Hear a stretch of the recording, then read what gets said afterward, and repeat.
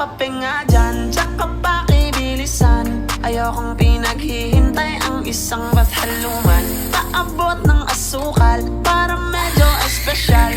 Gusto kong matamis tulad ng ngiti ni Mahal. Ngayon all goods na, sakto yung dala ko